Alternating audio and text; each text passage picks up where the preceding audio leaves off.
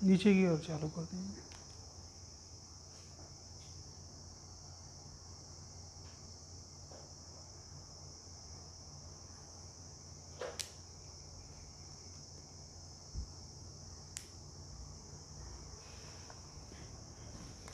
सभी के लिए गुड मॉर्निंग। देखो, जो कल हमारे लास्ट टॉपिक जो चल रहा था वो परागण के बारे में, और परागण इसके अंदर हमने पढ़ा था कृत्रिम परागण। कृत्रिम परागण के बारे में पढ़ा था। कृत्रिम परागण जो था, ये ध्यान हो यदि लास्ट वीडियो के अंदर, तो इसको दो भागों में बांटा था। दो भाग कौन कौन से थे? एक तो था विपुंसन और दूसरा था बैगिंग। विपुंसन को बोलते हैं इमेस्कुलेशन, इमेस्कुलेशन, और दूसरी जो क्रिया थी वो थी बैगिंग क्रिया, या इसको बोलते हैं कैपिंग। देखो, परागण का हमें पता है, परागण का मतलब क्या होता है कि पराग कोश से पराग कणों का वर्तिकाग्र पे पहुंचना। वो घटना कौन सी होगी? परागण की क्रिया।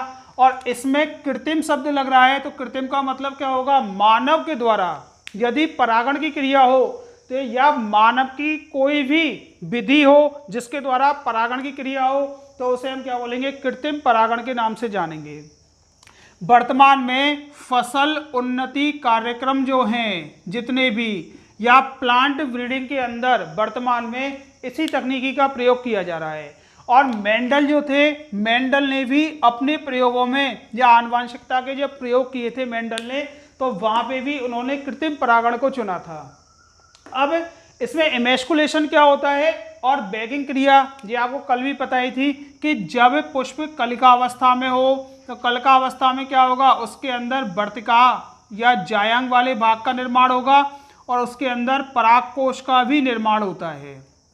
ठीक है, तो जब पुष्प कलिका अवस्था में हो, तो इन एंथर को या फिर पराग कोशों को परिपक्व होने से पहले ही किसी चिमटी या कैंची की सहायता से काट के क्या करना? अलग करना। ये जो घटना होती है वो कहलाती है इमेस्कुलेशन। पराग कोशों को चिमटी या कैंची की सहायता से काटकर अलग करना। ठीक है, अपरिपक्व अवस्था में या परिपक्व होने से पहले ही ये घटना विपुंसन कहलाएगी, विपुंसन या इमेस्कुलेशन कहलाती है। और दूसरा, जब ये पुष्प परिपक्व हो जाएगा, तो परिपक्व होने पे इसके दल और बाह्य दल क्या होंगे? खिल जाएंगे। तो खिलने से पूर्व ही या वर्तिकाग्र के परिपक्व होने से पूर्व ही इस वर्तिकाग्र को किसी बटर पेपर या सिल्वर पेपर की सहायता से ढक देना, वो घटना कहलाती है बैगिंग क्रिया कहलाती है। इसमें सबसे अच्छा फायदा ये होता है कि हम इच्छित परागकणों को इसके ऊपर डाल सकते हैं।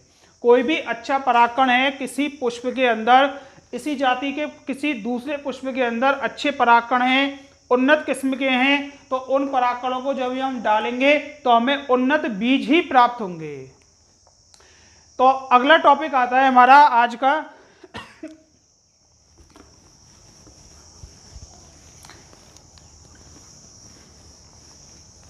निषेचन की घटनाएं।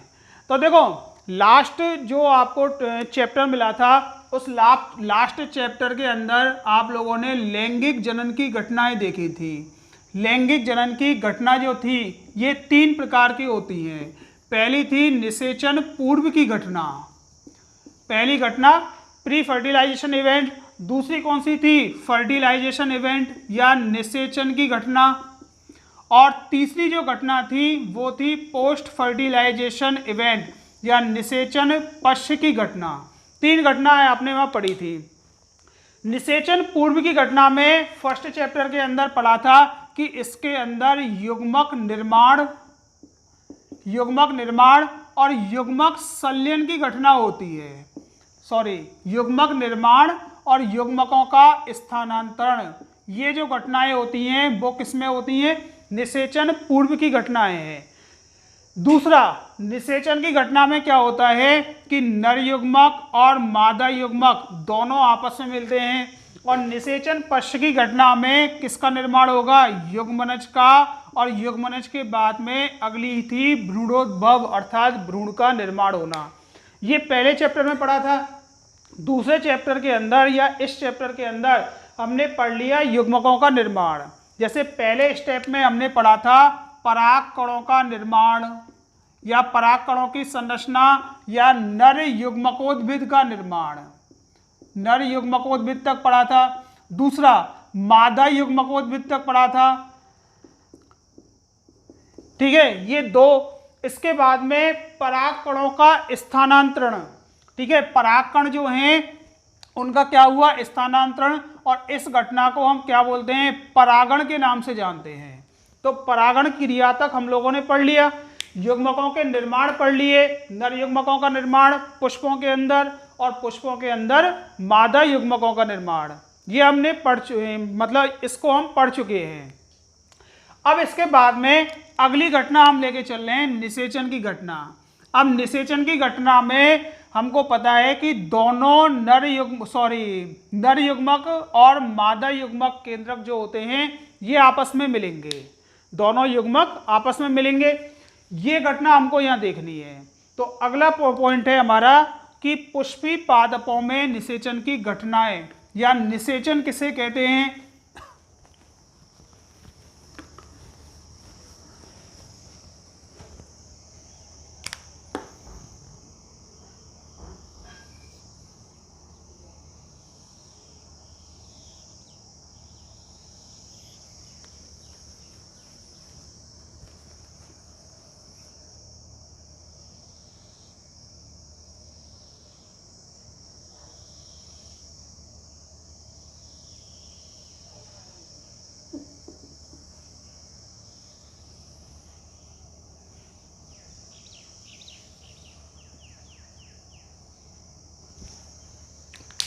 देखो अब आता है निषेचन।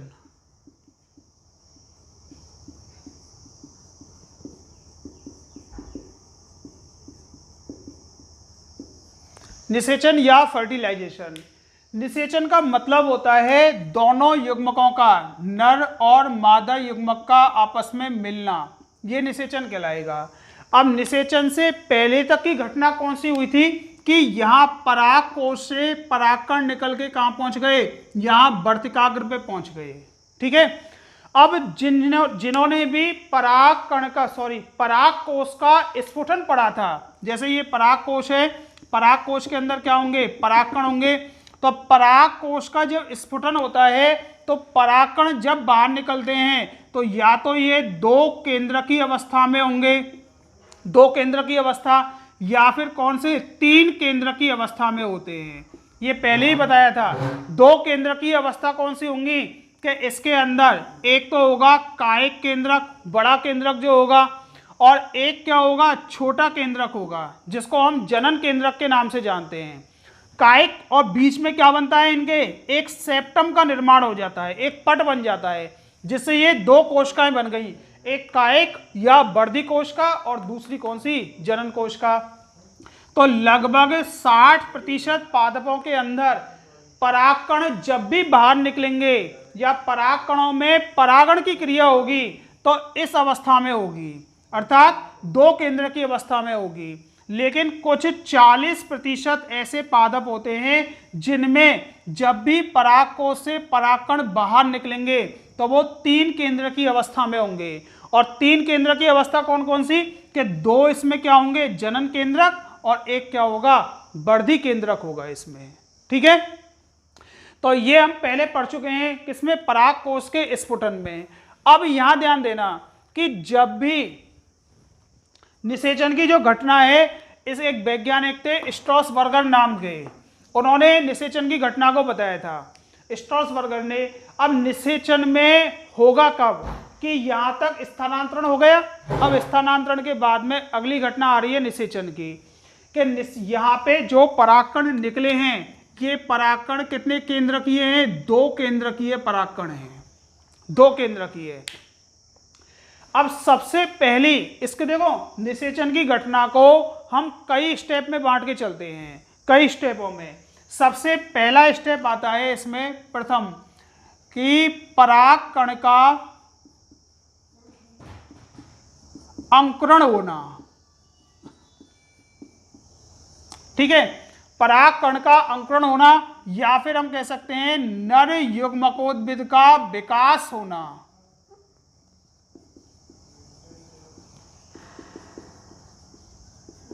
नर युग्मकोद्भिद का विकास होना।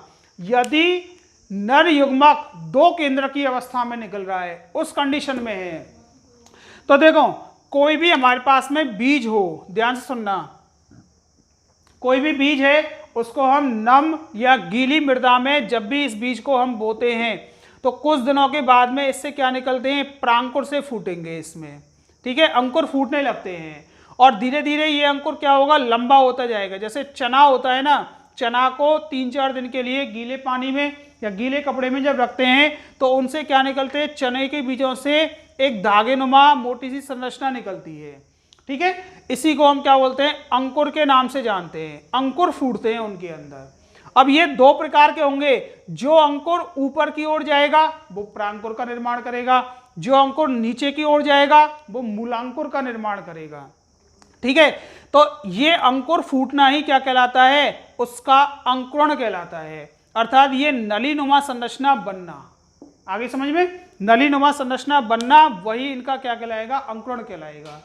अब या फिर हम इसको क्या बोल सकते हैं, इनका विकास भी बोल सकते हैं। दो केंद्र की अवस्था वाले परागकण जो होंगे उनका विकास।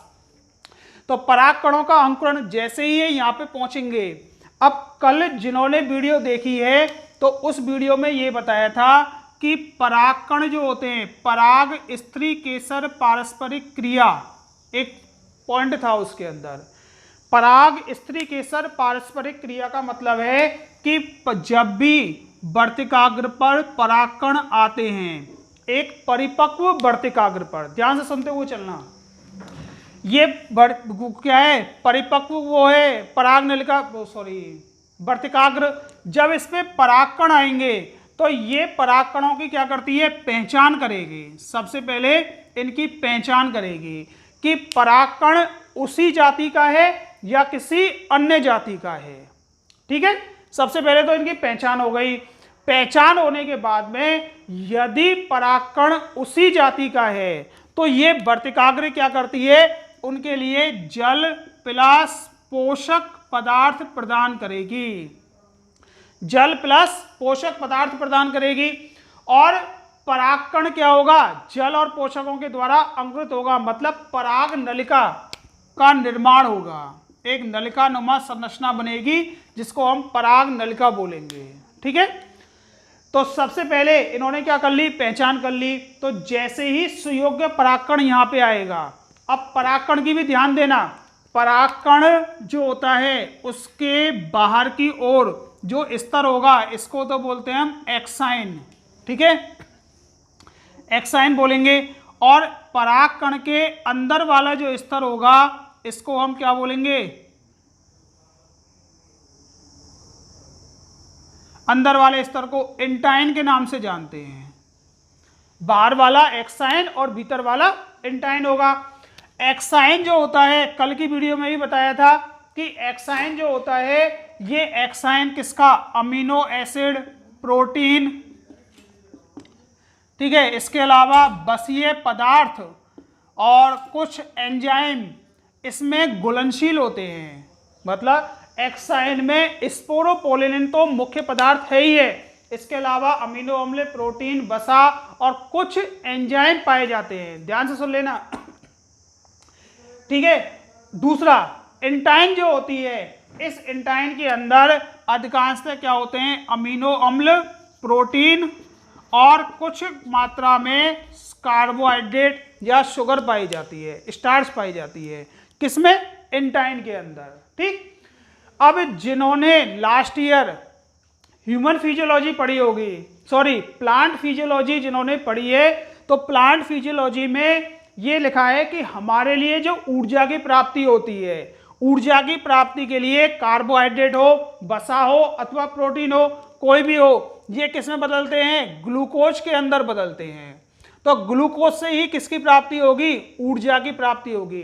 ग्लाइकोलाइसिस क्रेब्स चक्र जिन्होंने पढ़े थे तो वहां पे शुरुआत किससे हुई थी, ग्लूकोज से हुई थी। तो ग्लूकोज ही क्या होगा, एनर्जी देने वाला होगा इसके अपघटन से। अब यहाँ पे ये जो कार्बोहाइड्रेट होती है दोनों में देखना एक्साइन और इंटाइन, एक्साइन के पदार्थ ये रहे और इंटाइन के पदार्थ ये रहे, ठीक है। अब ध्यान से सुनना कि ग्लूकोज जो होगी, ध्यान से सुनना, ग्लूकोज किसमें होगी, कार्बोहाइड्रेट का ही सबसे सरलतम रूप होता है ग्लूकोज। सबसे सरल प्रकार की क्या होती है, शर्करा होती है, कौन सी, ग्लूकोज। तो ग्लूकोज या कार्बोहाइड्रेट जिस लेयर में पाए जा रहे हैं ना, वही लेयर क्या होगी, अंकुरित होगी। यदि आपसे कोई पूछ ले कि पराग नलिका का निर्माण किससे होता है, एक्साइन से या इंटाइन से, तो पराग नलिका का निर्माण किससे होगा, इंटाइन से, पहली बात, ठीक है। और इंटाइन के भी उन भागों से जहां पे जर्मपोर मिलेंगे, और जर्मपोर कहाँ मिलते हैं, जहां पे स्पोरोपोलिन नहीं मिलता है। और यदि आपसे ये पूछे कि इंटाइन से ही क्यों होता है, क्योंकि इंटाइन में ही क्या होते हैं, पोषक पदार्थ होते हैं, ठीक है, जिसके द्वारा वो क्या कर सके, वृद्धि। जब तक शरीर में पोषक पदार्थ नहीं होंगे तब तक शरीर क्या नहीं करेगा, वृद्धि नहीं करेगा। आगे यहां तक समझ में। तो ये क्या हो गई, परागकणों की संरचना। अब ये परागकण जो है ना, वो कहां पे आ गए, वर्तिकाग्र के ऊपर आ गए। ये चीज नोट्स में नहीं मिलेगी ना पीडीएफ में मिलेगी आपके लिए, ये केवल समझने वाली चीज है। तो परागकण का अंकुरण हो गया। परागकण के अंकुरण में यहाँ पे क्या होता है, परागकण जो होता है, ध्यान से सुनना, परागकण हमने यहाँ देख लिया कि दो कोशिकीय ये जो संरचना है यहाँ पे, इसको हम लोग बाहर निकाल के बना रहे हैं बड़ी करके, ध्यान से सुनना।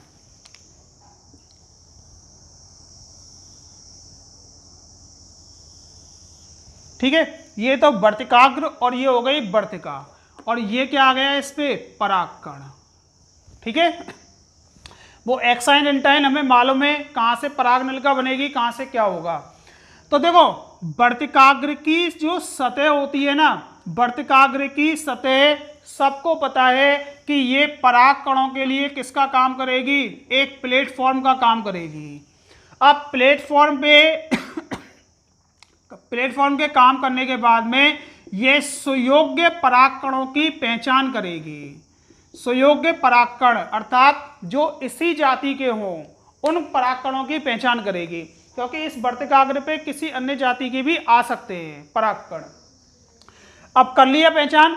अब इन सुयोग्य परागकणों के लिए ये क्या प्रदान करेगी, जल प्लस पोषक पदार्थ प्रदान करेगी। कौन, ये वर्तिकाग्र, ठीक है। अब सुनो, वर्तिकाग्र की बात बता रहे हैं, ये नोट्स में नहीं मिलेगी, केवल समझने वाली चीज है। जो वर्तिकाग्र होती है ना, इस वर्तिकाग्र की सतह, वर्तिकाग्र की जो ये सतह है ना, इस सतह में ऐसा क्या होता है जिसके द्वारा ये पराग कणों को एक प्लेटफॉर्म के रूप में या एक प्लेटफॉर्म प्रदान करेगी। जैसे ये वर्तिकाग्र है और इस वर्तिकाग्र पे मान के चलना ये अलग अलग प्रकार के क्या है, परागकण। ये क्या आ गए, बिल्कुल आ गए इस वर्तिकाग्र पे। अब इन अलग अलग परागकणों में से, जैसे ये हमने परागकण मान लिए, ये हमने वर्तिकाग्र मान ली, ये हमने यहाँ रख लिए, ठीक है। तो सभी कहाँ गए, इस वर्तिकाग्र पे। लेकिन इनमें से काम का कौन सा होगा, काम का वो होगा जिसके अंदर इंक होगी, और जो खाली होंगे ना वो किसी काम के नहीं होंगे, या जिनके अंदर वाइट इंक होगी वो भी कोई काम का नहीं होगा इस बोर्ड पर। तो इस बोर्ड पे वो काम होगा जो वाइट कलर के अलावा किसी अन्य रंग का या किसी अन्य इंक का होगा, और कैसा होगा, भरा हुआ होगा। तो वो ही मार्कर मेरे लिए क्या होगा, काम का होगा। तो ऐसे ही परागकण जो होते हैं ना, इन कई प्रकार के, कई जातियों के यहाँ परागकण आते हैं। तो वर्तिकाग्र उनकी क्या कर लेती है, पहचान कर लेती है कि ये मेरी जाति के हैं और मेरे काम के हैं, ठीक है। तो ये परागकण क्या होंगे, सुयोग्य परागकण होंगे। अब इनके लिए वो क्या प्रदान कर रही है, जल और पोषक। तो इस क्वेश्चन ये है कि वर्तिकाग्र की जो ये सतह है ना, इस सतह में ऐसा क्या होता है जिसके द्वारा ये क्या करती है, पराग कणों को प्लेटफॉर्म प्रदान करेगी और उनमें यहीं पे इनका क्या करेगी, अंकुरण करेगी ये, ठीक है।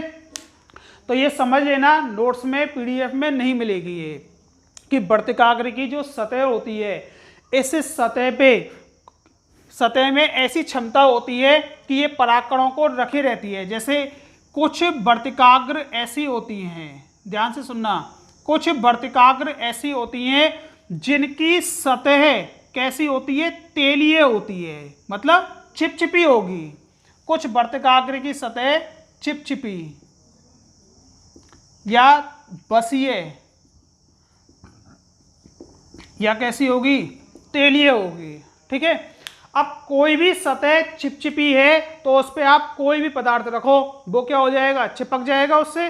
तो यहाँ पे परागकण जैसे ही आएंगे ना तो परागकण, सुयोग्य परागकण जो होंगे वो इस पे क्या होंगे, चिपक जाएंगे। ठीक है, यहाँ तक तो पहला कारण हमें मालूम चल गया कि वर्तिकाग्र जो होती हैं वो चिपचिपी हो सकती हैं, बसीय परत वाली हो सकती हैं। जैसे इसका एग्जाम्पल है एक पिटूनिया हाइड्रिला, पिटूनिया हाइड्रिला। ठीक है, अब दूसरा कि कुछ पौधों की वर्तिकाग्र ऐसी होती है जिसके ऊपर क्यूटिकल पाया जाता है। देखो क्यूटिकल पहले ही बताया था, लघु बीजाणु दाने की संरचना जब बताई थी कि एपिडर्मिस के ऊपर बाहर की ओर एक पतला लेयर मिलता है, क्यूटिकल लेयर के नाम से इसको जानते हैं। ठीक है, तो यहां क्यूटिकल लेयर जो है, जब भी इस पे परागकण आएंगे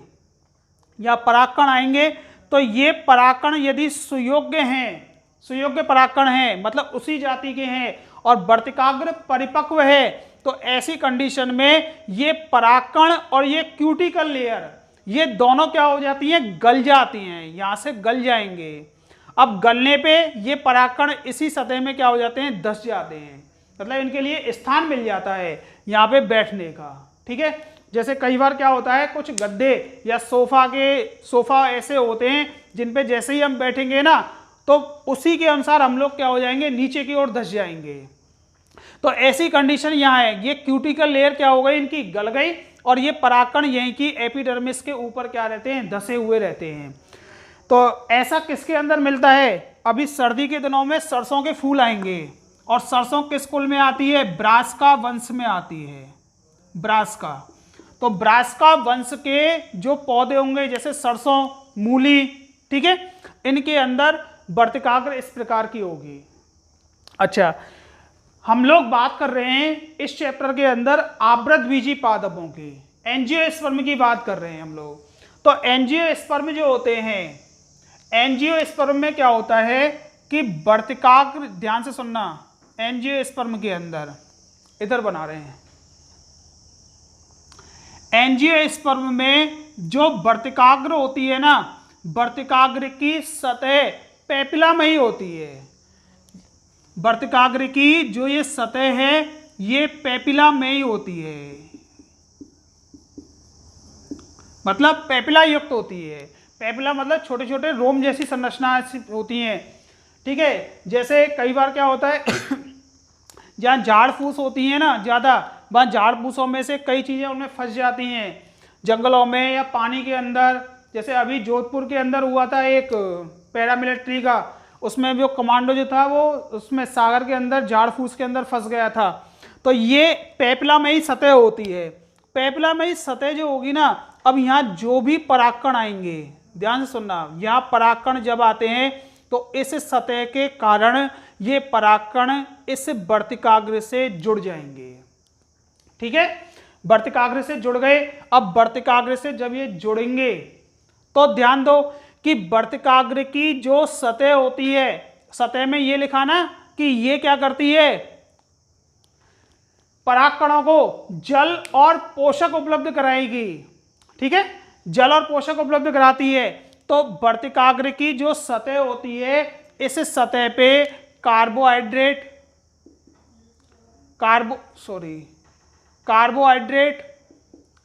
कुछ प्रोटीन, ठीक है, ये पाई जाती हैं। तो प्रोटीन इस सतह पे क्या होता है, इस सतह पे एक प्रोटीन मिलती है, उस प्रोटीन का नाम होता है हाइड्रोफिलिक प्रोटीन। हाइड्रोफिलिक प्रोटीन होती हैं ये हाइड्रोफिलिक प्रोटीन, या इसको हिंदी में बोलते हैं हम लोग फिलिक जल रागी प्रोटीन, ठीक है, मतलब जो जल से जुड़ी हुई रहेंगी वो वाली प्रोटीन होती हैं। और इन प्रोटीन को कोई स्पेशल प्रोटीन का नाम नहीं होता है, कई प्रोटीनें होती हैं, उनको हम डायरेक्टली क्या बोल देते हैं, हाइड्रोफिलिक प्रोटीन के नाम से जानते हैं। और ये हाइड्रोफिलिक प्रोटीन जो होती है ना, ये वर्तिकाग्र की सतह पे होती है, ठीक है, जल से जुड़ी हुई रहती है, अर्थात इस प्रोटीन के साथ में क्या मिल रहा है, जल भी मिल रहा है ना।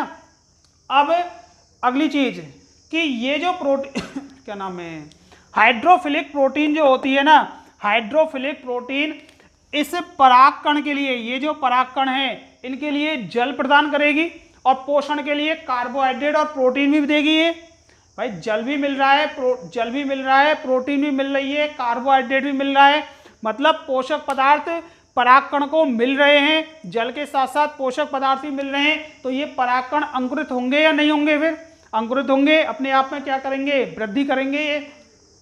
तो यहाँ पे हाइड्रोफिलिक प्रोटीन जो होती है ये क्या करती है, परागकणों के लिए हाइड्रेशन की क्रिया करती है, हाइड्रेशन में सहायक होती है। हाइड्रेशन का मतलब होता है, क्या बोलते हैं, जल योजन।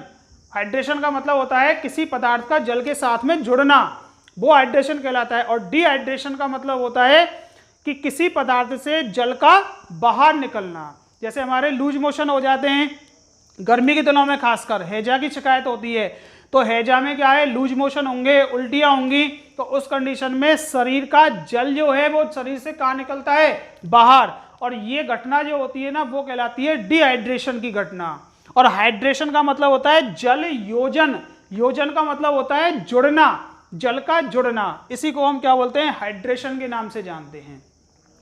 तो ये प्रोटीन जो होती है वो परागकणों के जल योजन में या हाइड्रेशन में सहायक होगी, ठीक है। इसीलिए परागकण जो होते हैं ना वो इस वर्तिकाग्र पर टिक पाते हैं। अभी तक आपने ये पढ़ा है कि वर्तिकाग्र जो होती है वो एक प्लेटफॉर्म के रूप में काम करेगी और परागकणों की पहचान करेगी और उनको जल और पोषक उपलब्ध कराएगी। लेकिन वो कैसे कैसे प्लेटफॉर्म का काम करेगी वो यहाँ पे है, अलग अलग प्लांट्स के अंदर अलग अलग है, ठीक है। दूसरी बात कि पराग कोश से निकलकर परागकण कहाँ पहुंच रहे हैं, इस वर्तिकाग्र पर पहुंच रहे हैं।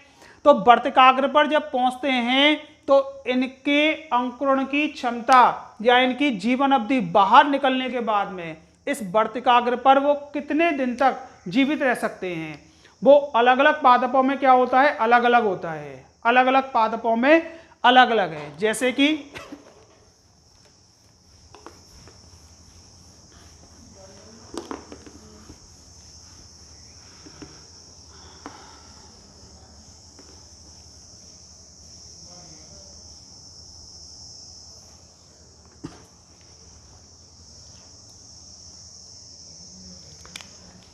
मक्का के अंदर, मक्का जो होता है, मक्का के अंदर इसकी जो अवधि होती है वो लगभग 3 मिनट की होती है। मक्का का जो परागकण होगा ना, नर पुष्प का, जो वायु परागण में बताया था, जैसे ही नर पुष्प के परागकण नीचे आएंगे तो मादा पुष्प की वर्तिकाग्र से जैसे ही जुड़ेंगे ना तो वो 3 मिनट में क्या हो जाते हैं, अंकुरित हो जाते हैं। ऐसे ही चुकंदर, लेकिन चुकंदर आती है बीटा वल्गेरिस के नाम से, बीटा वल्गेरिस ये नाम आता है, चुकंदर नाम कभी नहीं आएगा एग्जाम में। इसमें जो क्षमता होती है वो लगभग कितनी होती है, 2 घंटे की होती है, कि वर्तिकाग्र पर यदि परागकण पहुंचे हैं तो 2 घंटे में वो क्या हो लेते हैं, अंकुरित हो लेते हैं, ठीक है। ऐसे ही एक पादप होता है, कौन सा है,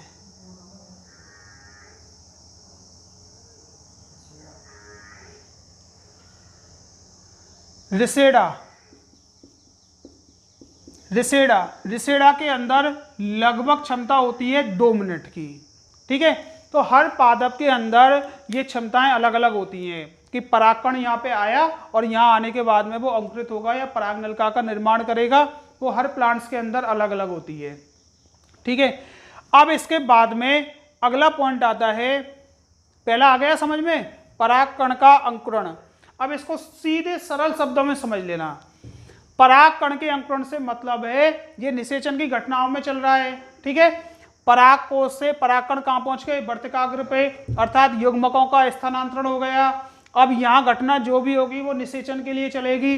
तो निषेचन में परागकणों के अंकुरण से मतलब है कि पराग कोश से निकल के जब वर्तिकाग्र पे परागकण आते हैं तो वर्तिकाग्र से जल और पोषक पदार्थ प्राप्त करते हैं, और जल और पोषक पदार्थ प्राप्त करने के बाद में इनकी जो इंटाइन होती है, भीतर की ओर जो इंटाइन होगी, और इंटाइन में भी जहाँ पे जनन छिद्र होते हैं वहाँ इंटाइन क्या होने लगती है, फूलने लगती है, ठीक है, फूलने लगेगी। और फूलकर वो क्या बनाती है, एक अतिवृद्धि बनाती है। ये अतिवृद्धि बनाएगी, आउटग्रोथ का निर्माण करेगी। और ये अतिवृद्धि जो होती है, अभी तक केंद्रक नहीं आए, केंद्रक यहाँ दो हैं, वर्धी केंद्रक, जनन केंद्रक, दो केंद्रक अभी यही है ये, ठीक। ये अतिवृद्धि बनी है, और इस अतिवृद्धि का निर्माण जो होता है वो वर्तिका की तरफ होता है। तो ये कहलाता है पराग कण का अंकुरण, ठीक है। अब सुना आगे क्या होगा, दूसरा पॉइंट आता है इसी में, दूसरा पॉइंट, पराग नलिका का निर्माण।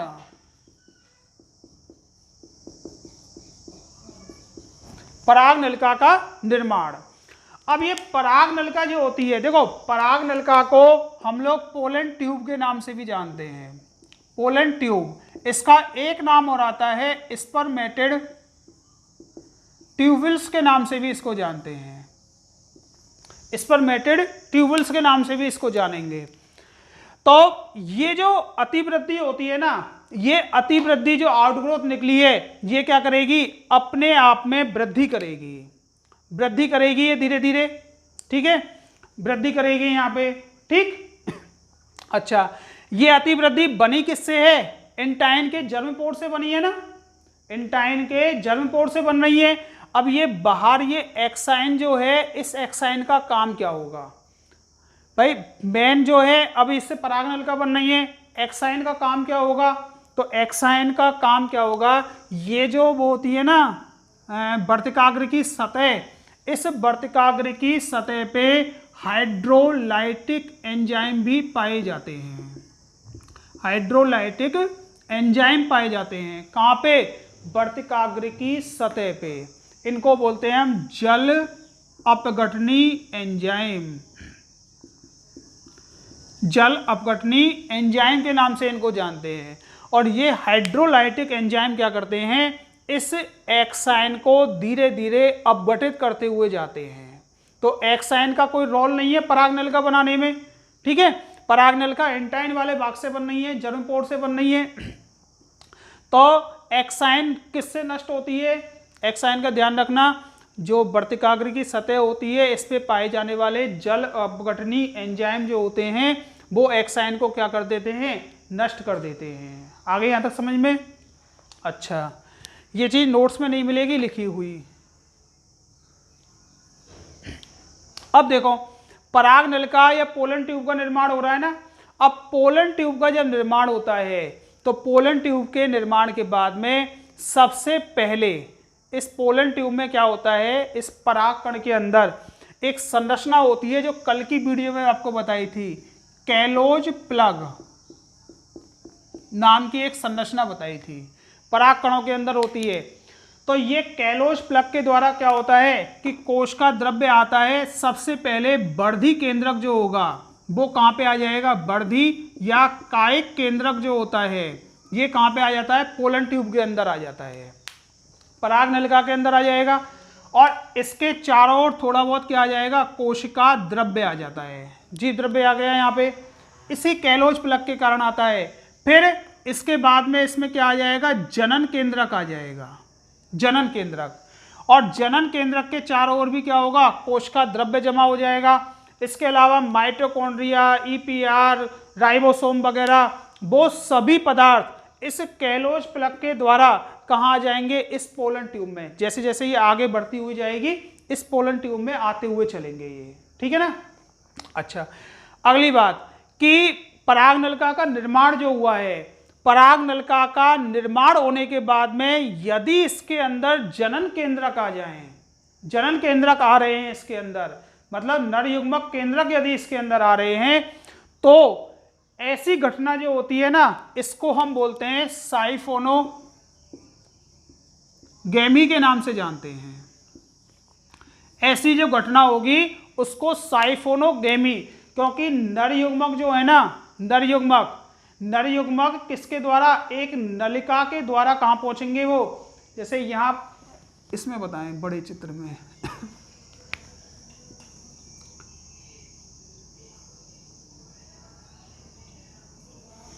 एक नलिका के द्वारा नर युग्मकों का अंडाशय की ओर बढ़ना या मादा युग्मक तक पहुंचना।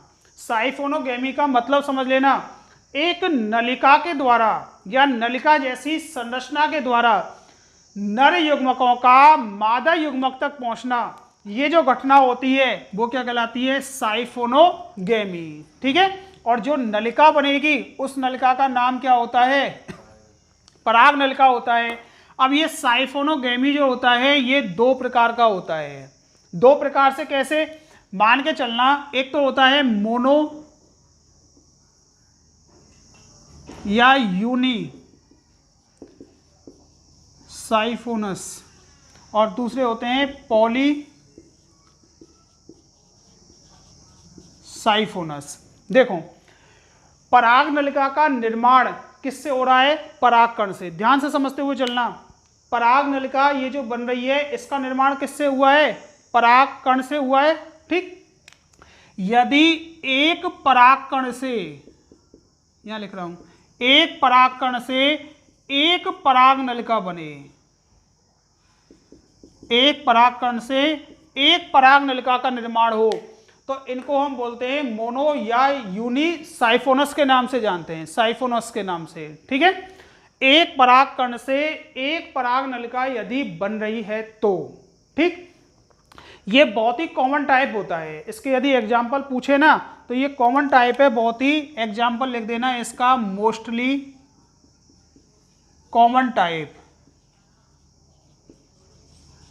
सामान्य प्रकार है ये, कि सामान्य तौर पे एक परागकण से एक ही पराग नलिका का निर्माण होगा। लेकिन यदि एक परागकण से एक से ज्यादा पराग नलिका बन जाएं तो क्या होगा, एक परागकण से एक से अधिक पराग नलिका निर्मित हों। ठीक है, तो इसको हम क्या बोलते हैं, पॉलीसाइफोनस के नाम से जानते हैं। हिंदी में भी आएगा साइफोनोगेमी, हिंदी में लिखा हुआ मिलेगा, और यही क्या मिलेगा, इंग्लिश में लिखा हुआ मिलेगा। यही नाम हिंदी में भी साइफोनोगेमी, ठीक है, और इंग्लिश में भी यही नाम आएगा। तो ये दो प्रकार का होता है, मोनो या यूनिसाइफोनस, और दूसरा है पॉलीसाइफोनस। ठीक है, यदि एक परागकण से एक पराग नलिका बन रही है तो इसको यूनिसाइफोनस के नाम से जानेंगे, और एक परागकण से एक से ज्यादा बन रही है, जैसे कि कुकुरबिटेसी कुल जो होते हैं, जैसे खीरा वगैरह जो आ रहे हैं, खीरा ककड़ी वगैरह, इनमें क्या होता है, कुकुरबिटेसी कुल जो हैं इनमें लगभग 14, एक परागकण से 14 पराग नलिकाएं बनती हैं, एक परागकण से 14 पराग नलिकाएं। गुड़हल का फूल देखा है, गुड़हल का फूल हिबिस्कस के नाम से आता है, हिबिस्कस रोजा साइनेंसिस, या मालवेसी कुल जो होता है, इसके अंदर एक परागकण से 5 पराग नलिकाएं बन रही हैं। ठीक है, तो ऐसी जो पराग नलिकाएं होती हैं या ऐसी जो क्रिया होगी, इसको हम क्या बोलते हैं, पॉलीसाइफोनस के नाम से जानते हैं। अब सुनो आगे, तो ये दो चीज हो गई हमारी, परागकण का अंकुरण हो गया और पराग नलिका का निर्माण हो गया। ठीक, अब पराग नलिका का निर्माण हो गया, जब आप लोग नोट्स पढ़ेंगे तो उनमें मिलेगा कि पराग नलिका सबसे लंबी किसमें होती है और सबसे छोटी किसमें होती है। तो सबसे लंबी पराग नलिका जो होती है वो नोट्स में लिखी हुई है आपके में, मक्का की होती है सबसे लंबी। ठीक है, लगभग 480 mm की होती है सबसे लंबी पराग नलिका। ध्यान से सुन लेना, सबसे लंबी, यहां लिख दूं, सबसे लंबी पराग नलिका किसकी है? मक्का या जिया मेज की। और सबसे छोटी पराग नलिका जो होगी वो होगी ऑर्किड्स की। ठीक है, ये नोट जरूर करते जाना जो जो चीज आगे मिल रही है। और सबसे लंबी पराग नलिका किसकी है? मक्का की होती है। अब इसके बाद में 2 पॉइंट यहां हो गए। अब तीसरा पॉइंट है पराग नलिका का मार्ग क्या होगा। ये पराग नलिका यहां तक बन गई, ठीक है, यहां तक पराग नलिका ये बन गई। अब ये पराग नलिका क्या होगी? आगे की ओर बढ़ेगी ना। इसमें भाई पराग नलिका कहां बढ़ेगी? अंडाशय की ओर बढ़ेगी। तो यहां पे ये वर्तिका में से होती हुई निकलेगी। जब आपको इस चैप्टर का पहला लेक्चर पढ़ाया था तो वहां पे वर्तिका के बारे में बताया था और वहां बोला था कि वर्तिका या तो ठोस हो सकती है या फिर वर्तिका खोखली हो सकती है, ये बताया था। और वहां पे बोला था कि ये चीज कब ठोस होगी कब खोखली होगी ये हम आगे पढ़ेंगे इसमें, ये बोला था वहां पे वीडियो में। तो अब वो यहां काम आ रही है। जैसे एक कुल होता है लिलियम या लिलियम पादप जो होता है, ठीक है, इसके अंदर वर्तिका कैसी होती है? खोखली होती है। वर्तिका खोखली होगी। जैसे कि हम जमीन के अंदर गुफा बना रहे हैं, कोई भी गुफा बना रहे हैं हम लोग, या पहाड़ों में हम गुफा बना रहे हैं, तो पहाड़ों की मिट्टी को क्या होंगे? हम खोदते हुए जाएंगे। जैसे ये कोई पहाड़ है, ठीक है, अब इसके अंदर हमें गुफा बनानी है तो पूरा की पूरा पहाड़ नहीं हटाएंगे हम लोग केवल इसमें जाने लायक जो स्थान होगा ना उसको हटाते हुए चलेंगे। जैसे गांव में क्या करते हैं, घरों में वो पानी के लिए वो लगवाते हैं, बोरिंग लगवाते हैं। बोरिंग लगवाएंगे तो मशीन से जो कटाई होती है ना, तो वो मशीन केवल उतने ही हिस्से को काटेगी कि उसमें पाइप अंदर जा सकें। ये नहीं है कि हमें जैसे पाइप की चौड़ाई इतनी है और मशीन काट रही है 1-2 किलोमीटर के एरिया को या ज़्यादा हटा रही है वहाँ से मिट्टी, ऐसा नहीं होगा। केवल उतने हिस्से में ही वो रास्ता बनाती हुई जाएगी जिसमें से वो मशीन, वो क्या बोलते हैं उसको, जो अंदर जाएगा, क्या बोलेंगे, तो उतने हिस्से में ही क्या होगा, केवल वो जमीन को क्या करेगी? काटती हुई चलेगी जितने हिस्से में हमें पाइप डालना है। तो ऐसे ही जब भी यहां पराग नलिका बनेगी, मान के चलना यदि ये खोखली है, ठीक है, तो खोखली है तब तो कोई दिक्कत आएगी नहीं इसके लिए। पराग नलिका को आगे की ओर बढ़ने के लिए इसमें से कोई परेशानी नहीं आएगी। यहाँ पराग नलिका आगे की ओर बढ़ती हुई जाएगी, धीरे धीरे धीरे धीरे बढ़ती हुई जाएगी, ठीक है। अब मान के चलो कि ये वर्तिका कैसी है? ठोस है, ये पूरी ठोस है। तो ठोस में से कैसे जाएगी? ध्यान से सुनो। कल हम लोगों ने ये बताया था कि पराग नलिका जो होती है, ये पराग नलिका सेल्यूलोज और पेक्टिन की बनी हुई होती है। पराग नलिका सेल्यूलोज और किसकी बनी हुई होगी? पेक्टिन की बनी हुई होगी। बुक के अंदर केवल पेक्टिन दे रखा है एनसीईआरटी के अंदर, लेकिन इसमें सेल्यूलोज भी होता है। तो सेल्यूलोज और पेक्टिन की बनी हुई होती है। तो सेल्यूलोज और पेक्टिन को गलाने वाले जो एंजाइम होते हैं, इनका अपघटन करने वाले जो एंजाइम होते हैं, उसका नाम होता है, सेल्यूलोज को तो गलाता है सेल्यूलेज और पेक्टिन को गलाता है पेक्टिनेज, ठीक है। ये दो एंजाइम जो होते हैं ना, ये पराग नलिका जो आगे बन रही है, ये पराग नलिका इन दो एंजाइम का क्या करेगी? श्रावण करेगी, इन दो एंजाइमों को निकालेगी। और ये दो एंजाइम क्या करेंगे? इस पराग नलिका के बीच में जो ऊतक आएंगे, इन ऊतकों को धीरे धीरे धीरे धीरे गलाते हुए चलेंगे। बीच में से केवल उतना ही स्थान बनाएंगे जितने स्थान में से ये पराग नलिका क्या कर सके? प्रवेश कर सके, पराग नलिका के लिए मार्ग उपलब्ध हो सके, उतने को ही गलाएंगे। ये नहीं पूरी की पूरी वर्तिका को ये खाली कर दें, खोखली कर दें, ठीक है। जैसे पाइप होगा ना जमीन में बोरिंग वाले, तो मशीन केवल उतनी ही जमीन को खोदेगी, उतना ही चौड़ा गड्ढा करेगी अंदर की ओर जितने में पाइप जा सके। तो ऐसे ही ये एंजाइम क्या करते हैं, वर्तिका के ऊतकों को गलाने का काम करेंगे और ये पराग नलिका धुआंधार आगे की ओर बढ़ती हुई जाएगी। ठीक है, ये तीसरा पॉइंट हो गया पराग नलिका मार्ग, यहां लिख रहा हूं।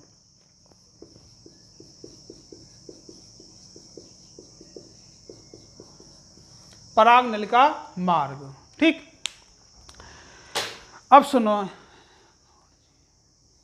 ठीक है, पराग नलिका मार्ग जो है, जैसे जैसे ये पराग नलिका का मार्ग बनता हुआ जाएगा तो पराग नलिका जो होगी धीरे धीरे धीरे धीरे किसकी ओर गति करेगी, अंडाशय की ओर गति करती हुई जाएगी, धीरे धीरे अंडाशय की ओर गति करती हुई जाएगी।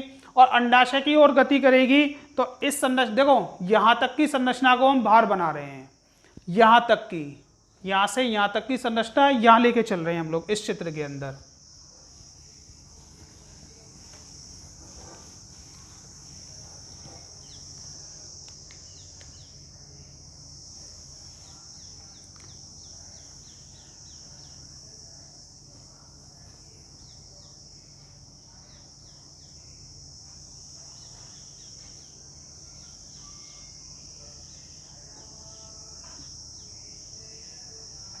अभी पराग नलिका कैसी है, आगे से बंद है।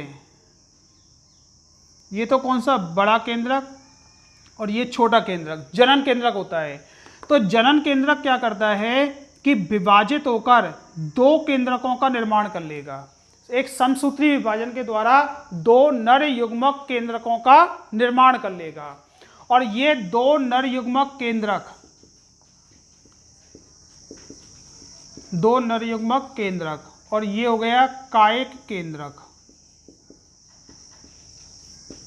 ठीक है, इसके अलावा इनमें जीव द्रव्य भी भरा हुआ होता है, जीव द्रव्य भी भरा हुआ रहेगा। अब सुना आगे कि ये नरयुग्मक केंद्रक एक नलिका के द्वारा गति कर रहे हैं ना, तो इसलिए इसको क्या बोल रहे हैं, साइफोनोगेमी के नाम से, या इसको नाल युग्मकी केंद्रक के नाम से भी जानते हैं। अब ये जैसे जैसे आगे की ओर बढ़ते हुए जाएंगे, आगे की ओर बढ़ते हुए जा रहे हैं, तो ये जो गति हो रही है ना, वो ध्यान देना किसकी ओर हो रही है, अंडाशय की ओर हो रही है। और इस अंडाशय में आपको पता है कि इस अंडाशय के अंदर बीजांड नाम की कोई संरचना होती है। अंडाशय के अंदर अंडप होंगे और अंडप में क्या होगा, बीजांड होगा।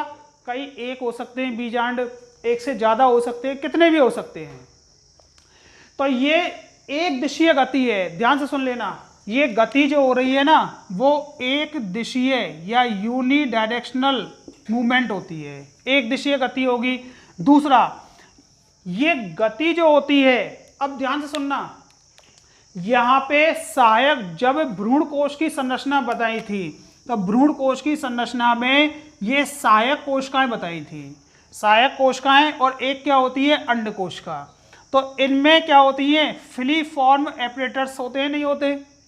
ये फिलीफॉर्म एपरेटर्स क्या करते हैं, कुछ रसायनों का स्रावण करेंगे। ठीक है, कुछ रसायनों का स्रावण करते हैं। उन रसायनों के स्रावण से ये पराग नलिका क्या होगी, आकर्षित होगी, किसकी ओर, बीजांड की ओर।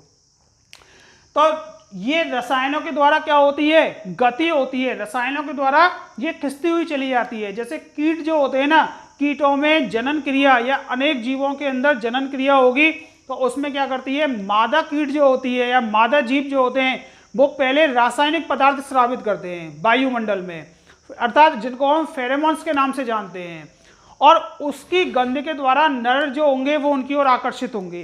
तो ऐसे ही ये एपरेटर्स जो होंगे कुछ रासायनिक पदार्थ निकालेंगे और उन रसायनों के द्वारा ये पराग नलिका क्या होगी, बीजांड की ओर आकर्षित होती हुई नीचे की ओर बढ़ती हुई चली जाती है। तो इसलिए ये गति जो होती है ना, ये होती है कीमोट्रोपिक, कीमोट्रोपिक मूवमेंट होती है। ठीक है, अर्थात इसको बोलते हैं रसायनुवर्ती गति, रसायनों के द्वारा होने वाली। अगली बात कि इसमें क्या है, इसके लिए जल मिलता रहता है। जैसे जैसे जल मिलेगा इसकी लंबाई क्या होती जाएगी, बढ़ती हुई जाएगी। तो जल के द्वारा ये गति हो रही है, इसलिए इसको हाइड्रोट्रोपिक मूवमेंट के नाम से भी जानते हैं। हाइड्रोट्रॉपिक मूवमेंट के नाम से, ठीक है। और एक यांत्रिक गति भी इसके अंदर होती है। तो गतियों की यदि बात करें कि पराग नलिका के अंदर कुल कितनी गतियां होती हैं, तो रासायनिक गति, वो सॉरी ये क्या है, कीमोट्रॉपिक, हाइड्रोट्रॉपिक और मैकेनिकल मूवमेंट होती है, मतलब यांत्रिक गति होती है। तो 3 गतियां याद रखना, रासायनिक गति और जलानुवर्ती, इसको जलानुवर्तन या जलानुवर्ती गति के नाम से जानेंगे, और यांत्रिक गति। 3 प्रकार की गतियां हो गई। आ गए यहां तक समझ में? तो 3 पॉइंट हो गए। परागकणों का अंकुरण हुआ, परागकणों के अंकुरण में क्या है, यहाँ पे एक अतिवृद्धि निकली। दूसरा, पराग नलिका का निर्माण हुआ, और तीसरा, पराग नलिका ने क्या बनाया है, अपने लिए मार्ग बनाया है। और किन एंजाइमों, एंजाइम मिटा दिए क्या, किन एंजाइमों की सहायता से, सेल्यूलेज और पैक्टिनेज के द्वारा इन्होंने क्या बनाया है, अपने लिए मार्ग बनाया है, ठीक। अब ये पराग नलिका जो है ना, वो कहाँ प्रवेश कर गई, कहाँ प्रवेश कर गई, किसके में, बीजांड की ओर प्रवेश करेगी, ठीक है। अंडाशय में आई, अंडप में आई, और अब कहाँ आ रही है, ये बीजांड के अंदर आ रही है।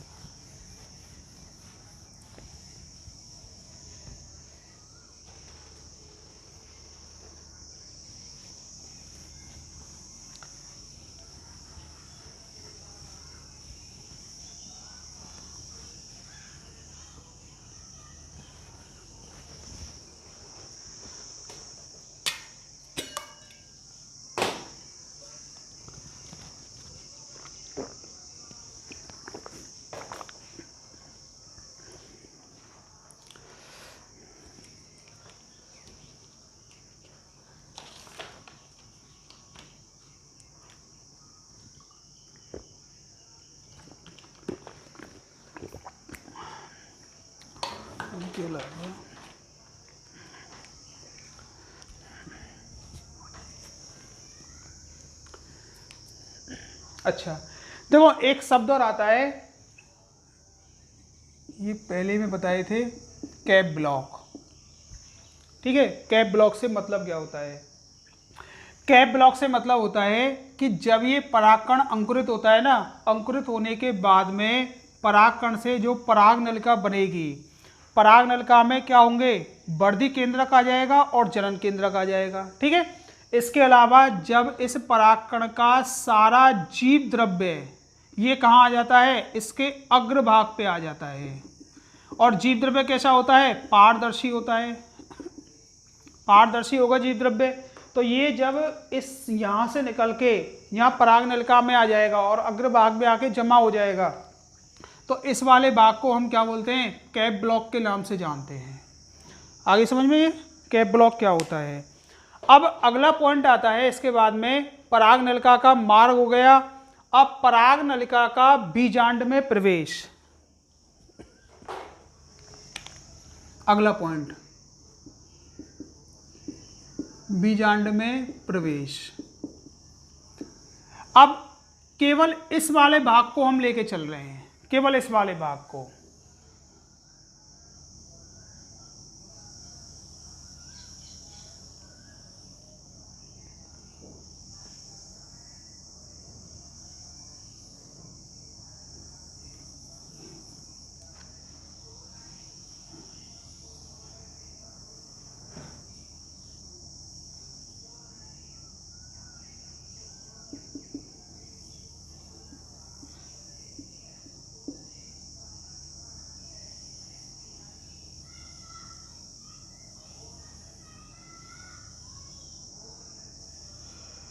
ठीक है, ये वाला भाग, ये पूरा भाग जो है ये कहलाता है अंडाशय।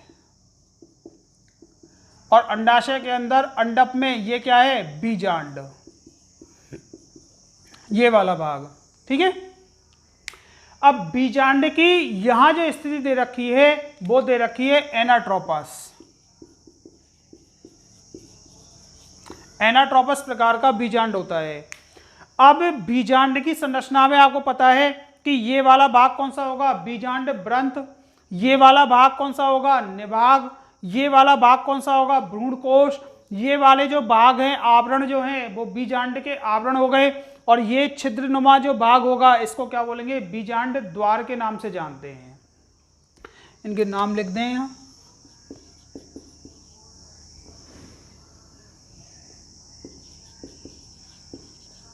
बीजांड द्वार, ये आवरण हो गए, और ये निभाग,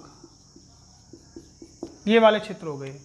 अब देखो, पराग नलिका आ रही है ऊपर से, ठीक है, पराग नलिका यहां से आ रही है ऊपर से, और वो कहां प्रवेश कर गई, इस वर्तिका से अंडाशय में प्रवेश कर गई, ठीक है, पराग नलिका। अब अंडाशय में जब ये प्रवेश करेगी तो सीधी सी बात है कि बीजांड में प्रवेश करेगी। तो बीजांड में जब ये प्रवेश करेगी तो तीन जगह से प्रवेश करती है। कहां कहां से, पहला है निभागी क्षेत्र से, निभागी क्षेत्र से। निभाग को हम बोलते हैं कैलेजा के नाम से, निभाग को अंग्रेजी में कैलेजा बोलते हैं, तो इसको बोलेंगे कैलेजोगैमी के नाम से जानते हैं। निभागी क्षेत्र से यदि पराग नलिका प्रवेश कर रही है, ये निभागी क्षेत्र है ये वाला, तो पराग नलिका ऊपर से आ रही है और सीधी इस निभागी क्षेत्र में प्रवेश कर रही है, तब तो इसको हम क्या बोलते हैं, कैलेजोगैमी के नाम से जानते हैं। यहाँ पे CH का मतलब का से होता है, ना कि चा से। चैलेजो नहीं बोलेंगे, कैलेजो बोलेंगे। जैसे केमिस्ट्री है ना, केमिस्ट्री में CH का मतलब केमिस्ट्री ना बोल के केमिस्ट्री, CH का मतलब का से है। कई बार क्या होता है, इसको चा बोल के चलते हैं, चैलेजो, जबकि ये कैलेजोगैमी होता है। दूसरा कि मान के चलना यहां से प्रवेश नहीं कर रहा, निभागी क्षेत्र से प्रवेश नहीं किया इसने, पराग नलिका ने, पराग नलिका आई और पराग नलिका ने क्या हुआ, मध्य भाग से प्रवेश किया। जो आवरण है ना, अध्यावरण जो है इसके ऊपर, इनके बीच में से प्रवेश किया, मतलब मध्य भाग से प्रवेश किया। दूसरा आ जाएगा मध्य भाग से, तो इसको हम बोलते हैं मीजोगैमी के नाम से जानते हैं, मीजोगैमी क्षेत्र से, या मीजोगैमी मतलब मध्य भाग से आवरणों को भेदती हुई प्रवेश करे। और यदि यहां से भी प्रवेश नहीं कर रही तो तीसरी स्थिति होती है, ये आपके PDF में चित्र दिए हुए हैं साफ साफ इनके। यदि ये पराग नलिका यहां से घूमती हुई और बीजांड द्वार वाले सिरे से प्रवेश करे, बीजांड द्वार, तो बीजांड द्वार होता क्या है, जहां इन आवरणों के बीच का एक छिद्र होता है, जहां पे छिद्र में क्या होता है, रिक्त स्थान होता है बीच में।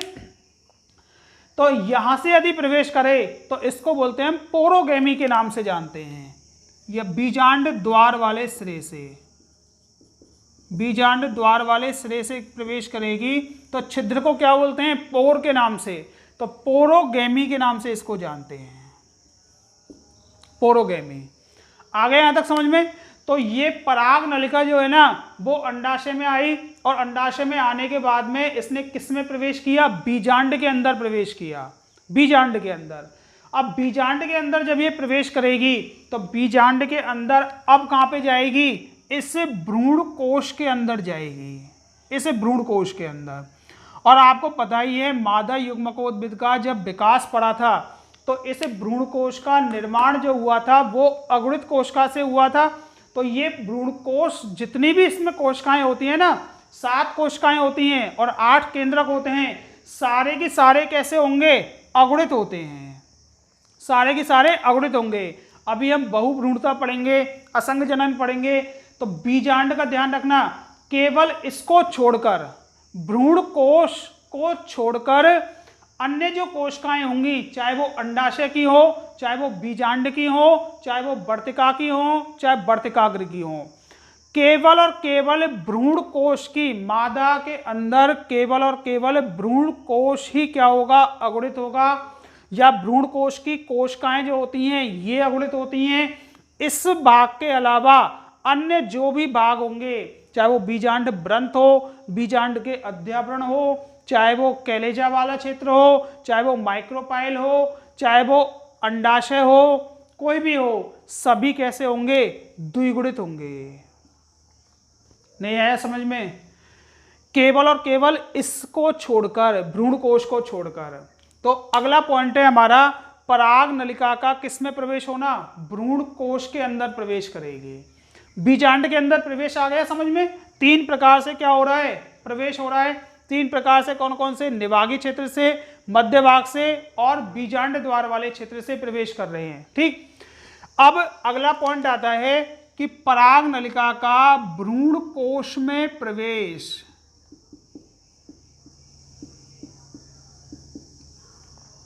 भ्रूण कोश में प्रवेश, ये पराग नलिका इस बीजांड के अंदर कहीं से भी प्रवेश करे, कोई मतलब नहीं, चाहे यहां से, चाहे यहां से, चाहे यहां से, कहीं से भी, किसी भी तरह से प्रवेश करे।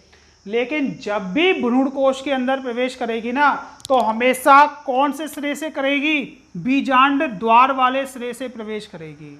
ये ध्यान रखना, बीजांड के अंदर पराग नलिका कहीं से भी प्रवेश कर सकती है, लेकिन भ्रूण कोश के अंदर जब भी प्रवेश करेगी तो कौन से सिरे से करेगी, जहां बीजांड द्वार होगा उस सिरे से प्रवेश करेगी।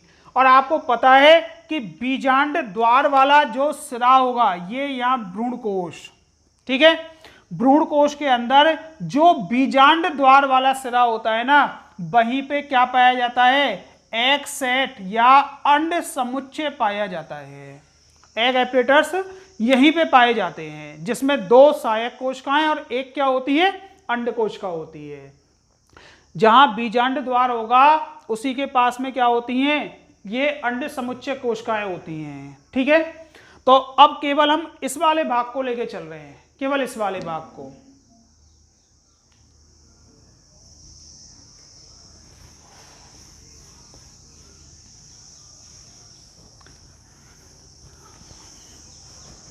एक बार टाइम देख लें।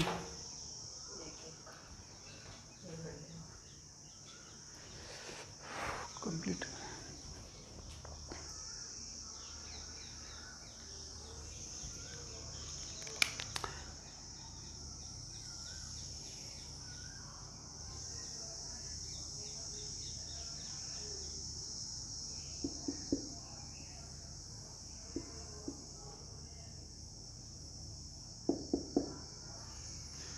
देखो कि पराग नलिका आई, पराग नलिका ये हमें पता है कि हमेशा हमेशा भ्रूण कोश के अंदर जब भी जाएगी तो ये बीजांड द्वार वाले सिरे से जाएगी। इस पराग नलिका के अंदर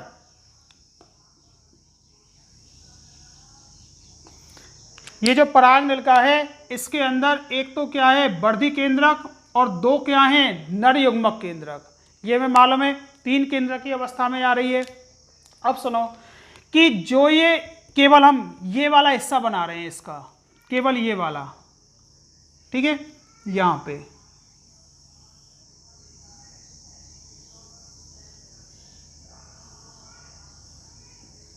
ये तो हो गई एग सेल और ये हो गई सिनरगढ़ सेल या सहायक कोशिकाएं।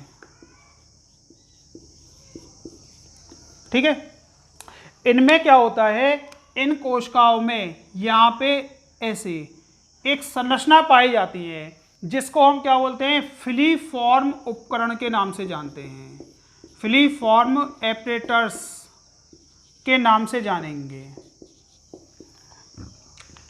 इसका काम क्या होता है फिलीफॉर्म उपकरण का, कि जब पराग नलिका बीजांड में या अंडाशय में प्रवेश करती है ना, तो पराग नलिका को अपनी ओर आकर्षित करना पहला काम। तभी तो ये पराग नलिका इस अंडाशय के अंदर जैसे ही आएगी, ये किसकी ओर दौड़ेगी, इस बीजांड की ओर चलती हुई चलेगी। ठीक है, अन्य इधर उधर कहीं पे नहीं जाएगी। तो वो किसके कारण, इस फिलीफॉर्म एपरेटर्स के कारण। ठीक, अच्छा, पराग नलिका में आपको बताई थी कि पराग नलिका जो होती है उसमें कीमोट्रॉपिक मूवमेंट होता है, क्या बोलते हैं इसको, रसायनुवर्ती गति होती है, कीमोट्रॉपिक मूवमेंट होगा।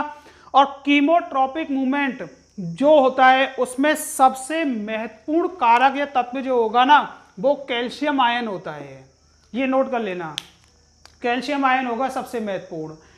तो ये फिलीफॉर्म एपरेटर्स जैसे ही ये पराग नलिका आएगी तो पराग नलिका को तो अपनी ओर आकर्षित कर ही लिया इन्होंने, ठीक है, आकर्षित कर लिया।